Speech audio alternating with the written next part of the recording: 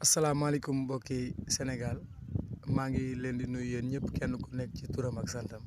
aussi coordinateur bu comité électoral bu Diomaye président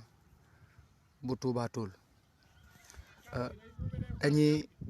dañuy tàmbali nag di sant yàlla bu baax a baax a baax. di wax ni dañuy wone rek que Sénégal fa mu nekkoon démb ak ñu choisir démocratiquement ki nga xamante ni moo leen doy pour war leen a jiite di féliciter bu baax son excellence monsieur le président Bassirou Diomaye Diakhar Faye di féliciter aussi président Ousmane Sonko ci grandeur bi ak jom ji ak ngor gi ak ñàkk ki ñaan gi ba tax tey ñu yeewu Sénégal yëpp bég mel ni kenn ku ci nekk da nga ko fekk ci këram jox ko 1 milliard ñëpp yeewu kontaan ak xéewal gi ci suñu borom def démb daanaka ci territoire national yëpp mu taw ñuy ñaan yàlla xéewal googu yal na ko yàlla def ci Sénégal bu ñuy jël kàddu nag ñu ngi koy jële fii ci àllub ci lëbu bii ñu wër nga xamante ni mu mel noonu la Sénégal yëpp mel waaye kàddu yi dañ koy jëmale ci ñi nga xamante ni ñoom lañ fi tabb tey ñu nekk njiitum réew te war a jiite Sénégal di leen wax ni ñun ñëpp en commençant par man sama xel ak sama xalaat mi ngi dem ci ñi nga xamante ni dañoo ñàkk seen bakkan ci projet bi ngir Sénégal baax ñi nga xam ne dañ cee ñàkk ay cër ngir tey Sénégal baax ñi nga xam dañ cee ñàkk seen liggéey ñii ñu tëj leen ci kaso ay at ak bépp sénégalais boo xamante nii def nga ci sa ñaq def sa doole def sa xalaat pour que ñun ñëpp ñu mën a ànd tabax Sénégal boo xamante nii Sénégal bu ñuy naw la ci Afrique waaye Sénégal la bu ñuy naw ci àdduna wërngal këmp waaye loolu pour mu mën a am ñi ñu jiite nañu xam ni comme dañ leen di fàttali rek xam nañ ne xam nañ ko waaye am nañ ay priorité te priorité yaakaar naa ni àll bi la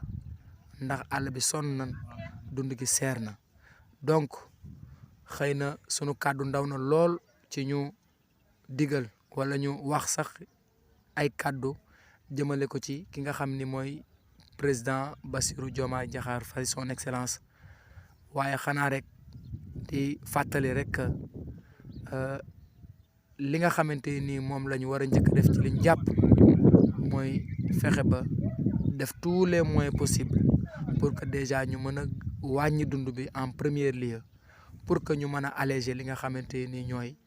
néew ju doole yi ak population bi ndax dund gi seer na metti na gannaaw bu loolu jàllee ñuy woo sénégalais yëpp nag di woo sénégalais yëpp ci liggéey ndax dafa am loo xamante ni tàmmoon nañ ko te bu nu changé wul sunu mentalité yi bëgg a continuer ci loolu yaakaaruma ne dinañ réussir projet bi donc projet bi li ci jiitu mooy comme niñ ko àndee ba xeex ko ba mu yëg si fii damay wax ni booba xeex lañ doon def léegi li ci des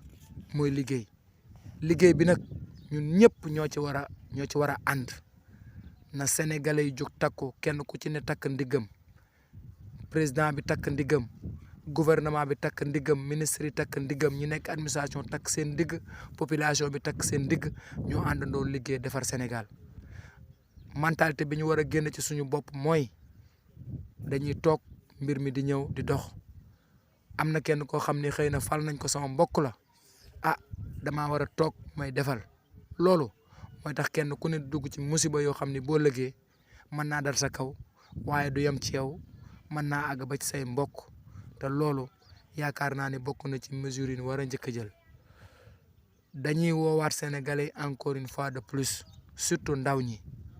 ñu xam ni ab dëkk caaxaan du ko defar ab dëkk benn gouvernement ak ay ministre ak ay député ak ay fonctionnaire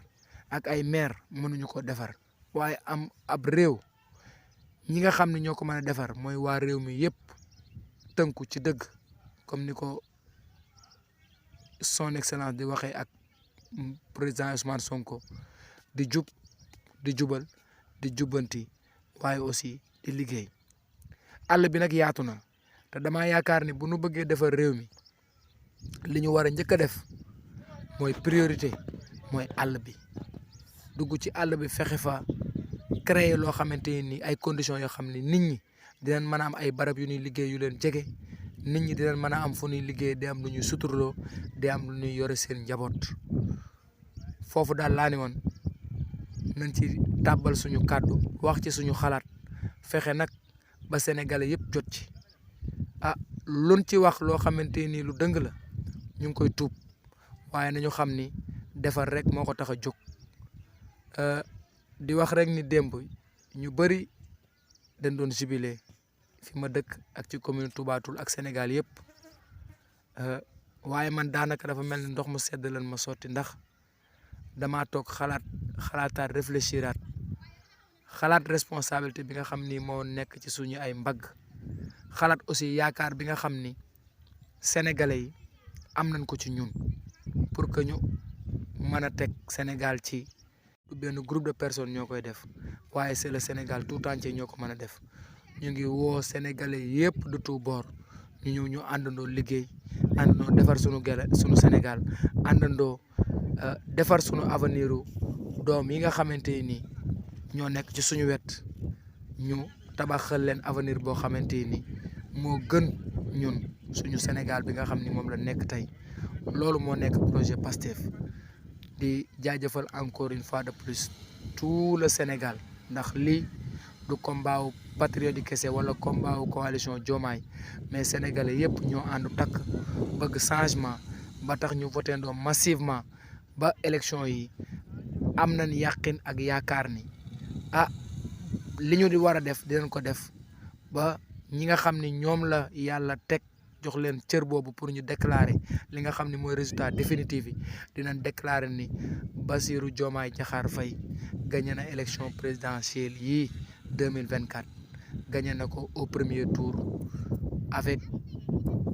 une large victoire te loolu la ñuy xaar ñi nga xamante ni ñoo ko war a def ñu def ko ñu àndandoo ñun ñëpp main dans la main ñu liggéey Sénégal wasalaamaaleykum wa rahmatullah ñu ngi leen di jégalu bu baax di wàcc foofu sunu kàddu jërë ngeen jëf.